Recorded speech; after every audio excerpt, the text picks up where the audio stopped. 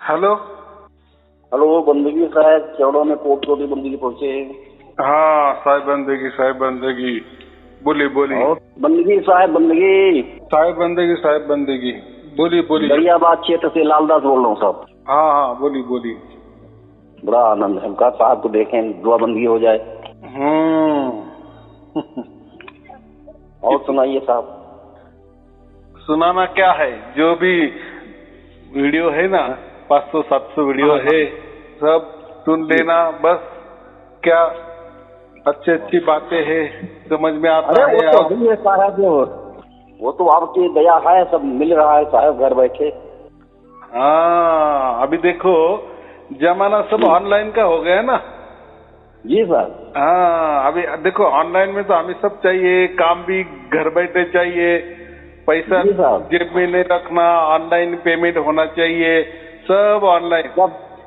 लेकिन सब साधन उपलब्ध है, बस आप ही नहीं मिल रहे, बाकी कमी है। हाँ लेकिन आप अगर मिल जाएंगे तो बस वो भी काम पूरा हो जाएगा। नहीं नहीं मिलने की क्या जरूरत। देखो परमात्मा तो खुद ही ऑनलाइन है ना।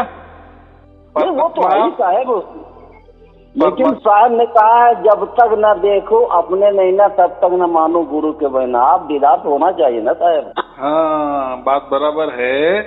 तब की बात तब जब उन्होंने दोहे लिखे तब का काल अलग था ना।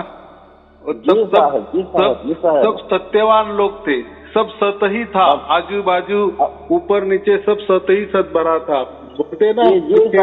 और आप मतलब अपने से जब तो मिले। तो अपने नहीं तो कहाँ मिल पाते साहब। देखो ऐसा है ना कि कबीर साहब ने भी सगुण साकार और निर्गुण निराकार के परे परमात्मा की बात की है। तो वो तो कोई आंखों को दिखने वाली चीज नहीं है और कानों से सुनाई देने वाली चीज नहीं है, बराबर। हाँ तो वो जो है परमात्मा हमारे अंदर प्रकट ही होना चाहिए ना।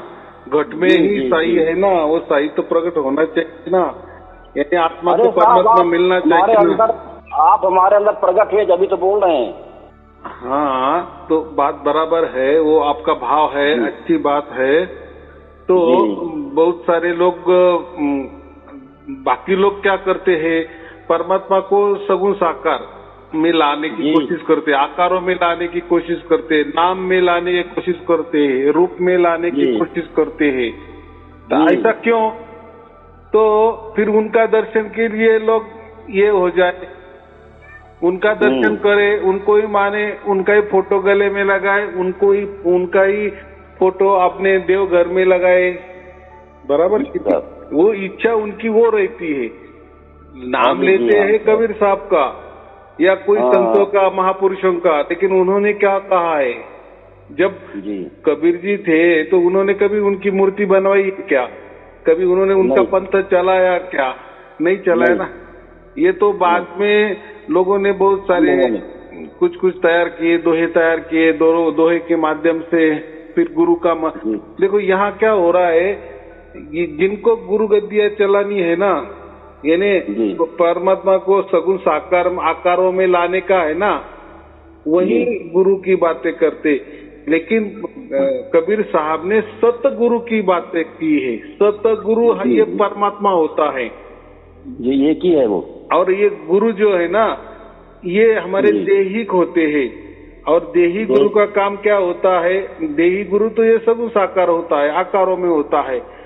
तो सगुण साकार से निर्गुण निराकार के परे जो परमात्मा है ना, उसका दर्शन दे देवे या परमात्मा का लखाव करे या परमात्मा को प्रकट करे, ये देही गुरु का काम होता है। लेकिन बात ऐसी है ना, देही गुरु के सही रास्ता बताना, रास्ता भी नहीं, लखा ही देना, प्रकट कर कहा तो मजबूती करा देना। प्रकट माने क्या है? उसका जो अनुभव है, जो एहसास है, वो जो सिग्नल है या जो वो मूल है, जो हम उसको परमात्मा का जो आदि अनादि है, उसका सिग्नल जोड़ देना जुड़वा देना, परमात्मा से जुड़ा देना, यानी हमारी आत्मा जो है ना अंदर वाली, उसको परमात्मा की भेंट दे देना, उनका मिलन करवा देना। जी सर, ये गुरु का काम होता है, बराबर जी, यानी गुरु ने सतगुरु को मिलवा देना है। जी सर, लेकिन इन्होंने क्या किए, वो जो दोहे है ना, वो सतगुरु माने ये देहिक गुरु ऐसा कर लिए, और यही गुरु को मिलवाना यानी खुद को मिलवाना। जो खुद को गुरु कहते हैं ना, फिर लोगों को कहते हैं कि बस मैं आपको प्राप्त हो गया या ना हो गया, सदगुरु मिल गया, मैं आपके त्रिकुटी में दिखने लगा ना, बस हो गया, मैं आपके ब्रह्मरंध्र में दिखने लगा ना, मैं आपके स्वप्न में आ गया ना, मैं आपके यहाँ आ गया, मैं आपको दिखने लगा, या मेरे दर्शन करते गए, हो गया सदगुरु। यही सदगुरु होता है, लेकिन वो गलत है, वो गलत पूरा नहीं हुआ साहब। हाँ, वो लक्ष्य तक से पहुंचे नहीं। हाँ, अभी लाख टके की बात की, उनको ये सदगुरु मालूम नहीं, लेकिन खुद सदगुरु होके बैठे। जी साहब, रास्ता में घोड़ा बन गए। हाँ, बात अच्छी, वो काम भी अच्छे कर रहे हैं, ऐसे कुछ नहीं है, लेकिन उनका जो काम है ना बस वही करना, लेकिन उनका काम है रेफर कर देना। लेकिन बाद में क्या हुआ, काम करते करते वो स्वयमेव बन गए, स्वयमेव परमात्मा बन गए, स्वयमेव कबीर जी बन गए ना। ये गलत काम कर दिए ना। देखो, हमको अगर नहीं मालूम तो नहीं। अभी आपने बोले कि आपने दर्शन देना चाहिए, दर्शन क्या, मेरा तो फोटो रहता है, सब रहता है, मेरा दर्शन करके क्या करना है? हमें तो उल्टा ये सगुण साकार और निर्गुण निराकार के परे परमात्मा से मिलना है ना, उसकी प्रैक्टिस तो करनी चाहिए कि नहीं? अभी इसके पहले गुरु लोगों ने वो किया ही नहीं, उन्होंने बातें की, परमात्मा की, लेकिन बातें की, जानकारी दी, माहिती के ऊपर माहिती दी, और प्रैक्टिकल में क्या किया उन्होंने, खुद को आगे कर दिए ना। ये देखो, ये हो गया परमात्मा। तो फाइल को अपने पास ही रख लिया। हाँ, तो ऐसा उन्होंने क्यों किया? तो उनको ही सदगुरु मालूम नहीं है, सदगुरु मालूम नहीं है, तो आगे रास्ता नहीं पता। हाँ, तो वो क्या बताएंगे? तो फिर शिष्यों ने पूछ लिए, तो बस हम है, करो हमारी पूजा, करो हमारी आरती उतारो, बस। तो लोगों ने फिर बाद में ऐसा हो गया कि लोगों को एक आदत ही गिर गई बाद में, कि बस ये जो होता है ना हड़मास का गुरु, वही सदगुरु होता है। फिर उन्होंने वैसे दोहे भी पैदा किए, तैयार किए, ये हवा से लाए। देखो, कबीर साहब ने इसको ही कहा है, हड़मास के देह को ही सतगुरु कहा है। फिर लोगों को क्या, लोगों तो अज्ञानी होते हैं ना। देखो, जो आदमी, जो मनुष्य एक हड़मास देह को परमात्मा मानने लगता है, तो उसकी बुद्धि कितनी छोटी बुद्धि है। ये हमें फटाक से समझ में आता है ना, कि एक इंसान की पूजा करता है, उसके लिए लाइन लगाता है, बराबर, उसको फूल पुष्प अर्पण करता है, उसका पाव का तीर्थ पीता है, उसको ही परमात्मा मानता है। एक मनुष्य दूसरे, यानी एक जिंदा मनुष्य दूसरा जिंदा मनुष्य की पूजा करता है, तो वो जो पूजा करने वाले की अकल कितनी होगी? अरे परमात्मा तो निर्गुण निराकार और सगुण साकार के परे है ना। यही गुरु बताता है ना प्रवचन में, वही गुरु बताता है प्रवचन में। और परमात्मा किसी का मोहताज नहीं है साहब। और अब खुद ही आगे आता है और करो मेरी पूजा आरती। अरे भाई, तू तो प्रवचन में बताता है ना कि परमात्मा ऐसा होता है, वैसा होता है, वो 4 देहों में नहीं आता, 4 जिन में नहीं आता, इसमें नहीं आता, उसमें बड़े बड़े बढ़िया दोहे बताता है। और तू खुद क्या करता है प्रैक्टिकल में, बराबर की नहीं? और लोग भी इतना नहीं समझते। यार, ये तो इन्होंने प्रवचन, हमने प्रवचन सुने, कितनी बढ़िया बातें की, परमात्मा की कितनी बढ़िया बातें दी, जानकारी दी, माहिती दी, तो वो परमात्मा तो लखा देना चाहिए ना। तो इन्होंने इनको ही खुद को ही लखा दिए कि ये देखो, मैं मिल गया, मेरे अंदर परमात्मा है, मेरे अंदर उतर गया है। अरे भाई, तेरे अंदर उतर गया है, हमारे अंदर नहीं उतर गया। मेरे सिर पर परमात्मा बैठ गए, कबीर जी बैठ गए, भाई तेरे सिर पर बैठ गए, वो क्या भूत है?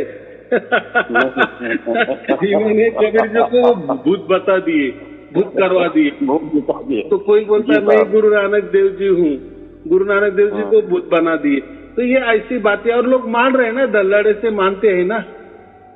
हाँ, क्या करें साहब, जीव है ना संसार से, मानना पड़ेगा उन्हें। हाँ, तो मैं वही बोल रहा हूँ ना, तो इनकी बुद्धि कितनी, यानी जो एक जिंदा आदमी की, वो जिंदा आदमी पूजा करता है तो कितना, दोनों की कितनी, ये देखो वो तो ढकोसला कर रहा है, बराबर, उसका धंधा है, समझो, उसको लोगों को फंसाना उसका धंधा है, समझो, तो वो एक है ना, लेकिन उसके आगे तो ये लाखों लोग है ना, हजारों लोग खड़े हुए हैं ना, तो इनके हजारों की बुद्धि क्यों नहीं चलती कि हम एक जिंदा आदमी की, जिंदा आदमी पूजा करवा रहा है, वो करवा रहा है, वो करवा ले रहा है, तो मेरे ख्याल से वो झूठा नहीं है, वो बेचारा सच्चा है। उसको जो दिखाना है वो दिखा रहा है कि भाई मैं ही सतगुरु हूँ, मैं ही परमात्मा हूँ, लेकिन सामने वाले ने तो समझ जाना चाहिए कि नहीं कि सचमुच में हड़मात का देह का कैसा कोई ये होता है, ये तो मनुष्य मेरे जैसा ही मनुष्य है, मेरे जैसे दो आंखें, इसकी भी दो आंखें है, ये भी माँ बाप से जन्मा है, मैं भी माँ बाप से जन्मा हूँ, मेरे अंदर चढ़रीपुट हस्तस भरे है, काम क्रोध लोभ मद मत्सर अहंकार सब मेरे अंदर है, इसके अंदर भी वही होंगे, बराबर की, तो भी ये उसकी पूजा करता है।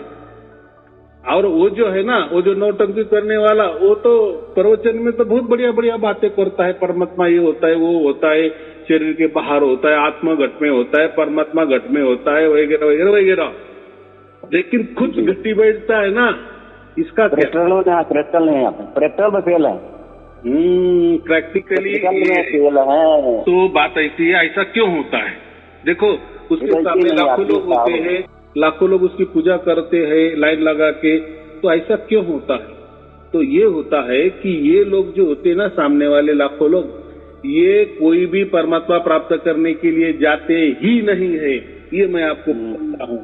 गहरी बात ये है, यानी 99.99% लोग जो होते हैं ना, वो अपना जो दुख है ना, पारिवारिक संसारिक जो दुख है ना, उनको ऐसा लगता है कि ये जो बंदा है ना सामने गुरु होकर बैठा है ना, परमात्मा होकर बैठा है ना, तो इसकी कंठी धारण करने से, इसको गुरु मानने से, इसकी पूजा आरती करने से ये कोई ऐसा आशीर्वाद दे देगा कि हमारा संसार सुखी हो जाएगा, बस कल्याण हो जाएगा, और वो सुखी और हो ही जाता है। देखो आप, आपके बगल वाले 10 लोग ले लो जो कोई गुरु नहीं करते, और 10 लोग ऐसे ले लो कि जिन्होंने गुरु किया है, और दोनों की भी कैलकुलेशन करो। ये 10 लोगों को पूछो कि जिसने गुरु ही किया, तो उनको कहो कि आपके 1 बरस में क्या आपको सुख और दुख आया है, उसकी लिस्ट बनाओ, तो वो भी बनाएंगे लिस्ट, और इनको बोलो कि आपने गुरु किया है ना, तो आपके भी 1 बरस में कितने सुख दुख आए वो भी लिखो, तो दोनों की भी चिट्ठी ले लो, तो दोनों को आपको समान नजर आ जाएगा।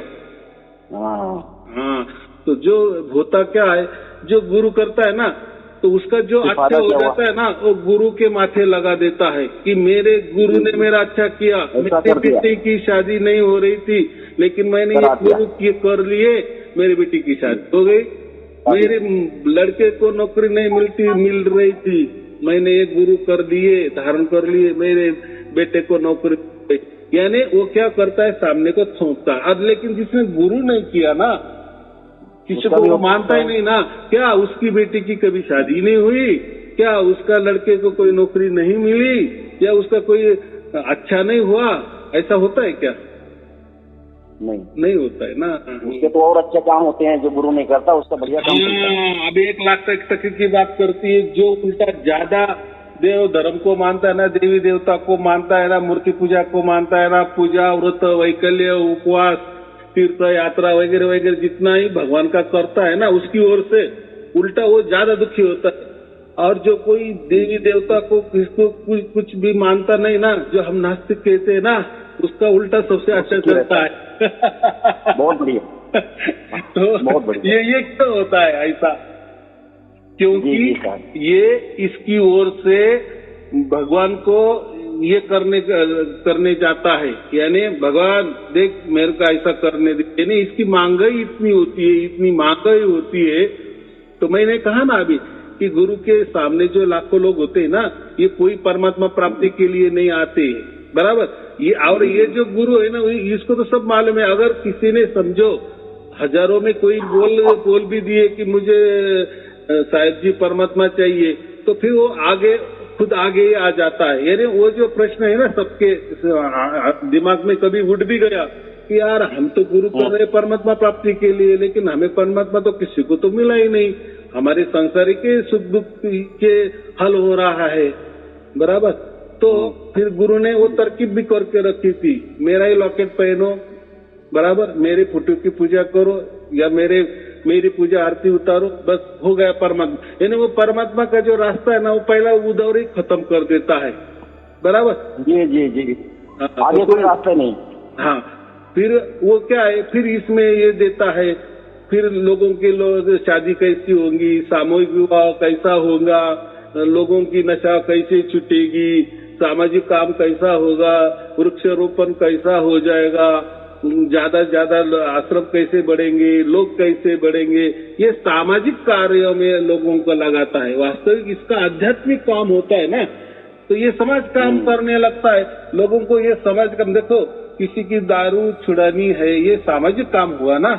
सामूहिक विवाह करना है, लड़कियों की जो शादी नहीं होती या लड़के की शादी नहीं होती, उनका विवाह करवा देना हमारे यहाँ, तो ये सब सामाजिक काम हो गए, बराबर। और संसारिक कार्य सारे तो होते रहेंगे। हाँ, और सत्संग भी जो करते हैं वो तो समाज प्रबोधन करते हैं ना, उनको हम समाज प्रबोधन कहते हैं। उसमें क्या आध्यात्मिक बातें होती है, यानी वो चुपके से चालाकी से वो बातें कट कर देते हैं। बस मैं ही परमात्मा हूं ना, तो परमात्मा की बातें मत करो, बराबर। तो अभी ये परमात्मा का कैसा झंडा ऊंचा हो जाएगा, इसकी बातें ही करो, बराबर। हाँ, हमने अपने आश्रम में बढ़ाओ, शिष्य बढ़ाओ, बस। यानी गुरु का काम शिष्य तैयार करना ही होता है, बराबर। हालांकि शिष्य बनाना नहीं, देखो पहले के जमाने में कोई गुरु है ना, एखादा शिष्य बनाता था, ये 2-4 बनाता था, जिसमें से एखादा अच्छा हो जाता था, फिर उसकी गुरु गद्दी देते थे। पहले ऐसी कोई फैक्ट्री नहीं होती थी शिष्यों की। देखो ना, आप जो पुराने पढ़ो, जो भी वेद उपनिषद पढ़ो, उसमें ऐसा है क्या ये जो एक गुरु हो गया, फिर इसके इतने लाखों शिष्य हो गए, ऐसा कोई वर्णन है क्या? कोई ऋषि है, फिर उनके इतने शिष्य थे? वो तो पहले परंपरा थी कि बच्चा जैसे 5 बरस का हो जाता था, 6 बरस का हो जाता था, उसको गुरुकुल में दे देते थे। तो उम्र के 25 बरस तक वो वहाँ सब शिक्षा दीक्षा लेता था, बराबर। वो गुरुकुल हो गया, वो गुरु परंपरा हो गए।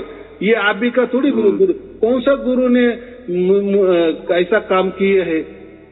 कितने बढ़िया कॉलेज निकाले है, कौन गुरु है ऐसा कॉलेज निकाले है, हॉस्पिटल निकाले है, निकाले क्या आज तक? हाँ, वो क्या करते, आश्रम निकालते हैं, बराबर, शिष्य बढ़ाते हैं। लेकिन किन लोगों को उन्होंने सुधारा? किन की जो क्या बोलते हैं हम, जिनकी पटरी उतर गई थी, वो उनकी जिंदगी वापस पटरी पे लाया, ऐसा क्या है? देखो इनके पास तो करोड़ों रुपए होते हैं ना, वो तो लोगों से लेते हैं ना। हर कोई बोलता है यार मैंने तो 5 ही रुपए दिया। अरे भाई तूने 5 दिए, लेकिन 1 करोड़ लोग है ना, लाखों लोग है ना, 5-5 जमा करके लाखों करते, बराबर के लोगों को समझ में नहीं आता। मैंने तो 500 रुपए दिए, अरे मैंने तो 1000 रुपए दिए। अरे भाई तूने दिया, तूने अकेले ने दिया। ऐसे लाखों लोगों ने ये 5-5 हजार भी दिए ना, तो करोड़ों रुपए जमा हो जाते हैं। तुझे मालूम है क्या? तो ये लोगों ने ऐसा कोई गुरुकुल स्थापन करना चाहिए, स्कूल निकालने चाहिए, कॉलेज निकालने चाहिए, मेडिकल कॉलेज निकालने चाहिए बड़े बड़े, बराबर। हाँ, ऐसा अगर कुछ काम किए ना तो हम बोलेंगे कि हाँ बराबर। वृद्धाश्रम निकालने चाहिए, जो बुजुर्ग लोग होते हैं, कोई उनको उनके लड़के नहीं संभालते, या उनके लड़के लड़कियां जो होते हैं परदेश में चले जाते हैं, तो उनकी देखभाल नहीं होती। तो ये गुरु लोगों ने उस पैसे से वृद्धाश्रम बनाने चाहिए बड़े बड़े, बराबर के नहीं, कि जहाँ थोड़ा सा अमाउंट लेके उनकी अच्छी तरह से सेवा हो जाए। तो ये लोग ये नहीं करते कोई, ये बस अपना आश्रम बनाओ, बढ़िया बढ़िया आश्रम बनाओ। देखो जिंदा आदमी के पूरे भारत भर ऐसे बहुत सारे गुरु है, वो जिंदा है, बराबर, लेकिन उनके आश्रम बने हैं। आश्रम माने वो नाम आश्रम है, पूर्वी का जब पहले का आश्रम जो होता है ना, तो हमारे सामने क्या आता था, एक झोपड़ी, झुग्गी झोपड़ी आती थी ना, हम उसको आश्रम कहते थे। लेकिन आजकल के आश्रम देखो, नाम तो आश्रम है, जैसा नाम से ऐसा पता चलता है कि ये कोई झुग्गी झोपड़ी होगी, लेकिन नहीं, जब जाते हैं ना तो बाप रे, एकदम महल रहता है, महल की महल, 5 स्टार होटल, बराबर की नहीं? हाँ, ये इसको बोलते हैं आश्रम। ये क्या आश्रम है? और इतने आश्रम बनाने पूरे भारत भर, और वो आश्रम में क्या रखते, उनकी ही पूज फोटो रखते हैं जो जिंदा है, और जिंदा के ही पूजा। तो इसको हम घोर कलयुग कहते हैं। क्या कहते हैं? घोर कलयुग। यानी जो लोग है ना, अपने गुरु के पास अपनी बुद्धि गिरवी रखते हैं, बराबर? जी जी जी, गिरवी रख दिया। हाँ, इसलिए ये इनकी बुद्धि चलती नहीं है कि अरे गुरु का काम क्या होता है। बुद्धि का विकास नहीं हो पा रहा, वहीं रखी हुई है। हाँ, बड़ी कृपा की आपने, खूब बारिश कर दी साहब, और धन्यवाद आपका। और मिलते रहेंगे आपसे कभी कभी कभी कभी।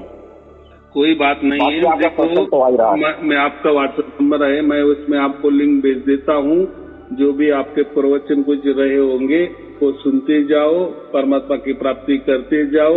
ये घोर कलयुग है, ये चलता ही रहेगा, उसमें हमें जाना नहीं है, बस समझना है। जब बोलते हैं ना, समझदारी को काफी इशारा बोलते हैं ना, तो बस हमें वो करना है, उसमें जाना नहीं है।